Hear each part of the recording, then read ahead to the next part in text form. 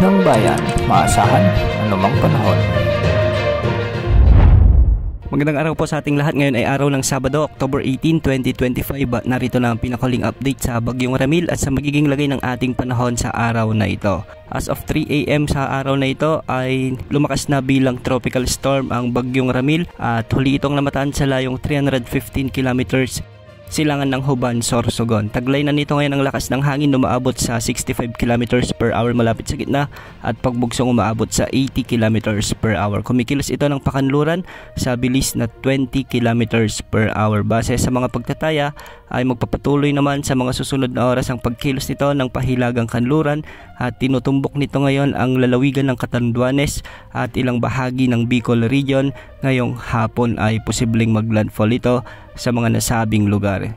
Posibleng duman ito sa may Quezon Province at dediretsuhin ang mga kalupaan ng Central Luzon at ilang bahagi ng Northern Luzon. At dahil nga dito, ngayong araw, makakaranas na ng mabagyong panahon ang mga lalawigan ng Catanduanes, Camarines Norte at Camarines Sur. Dulot ito ng Tropical Storm Ramil, kaya posible ang banta ng mga biglang pagbaha o pagguho ng lupa, lalo na kung may mga malalakas hanggang sa matitinding pagbuhos ng ulan. Samantala, may mga pag-ulan din at pagbugso ng hangin, dulot pa rin ng Bagyong Ramil ang mararanasan sa nalalabing bahagi ng Bicol Region, Isabela, Quirino, Nueva Vizcaya, Aurora, Nueva Ecija, Bulacan, Quezon Province, Northern Samar, Eastern Samar at Samar Province. Ang mga lugar na ito ay pinaalalahanan din natin na mag-ingat sa banta ng mga biglang pagbaha at pagguho ng lupa, lalo na kung may mga umiiral ring katamtaman hanggang sa malalakas na pag-ulan. Sa ngayon makakaranas naman ng maulap na papawirin na may mga kalat-kalat na pag-ulan at thunderstorms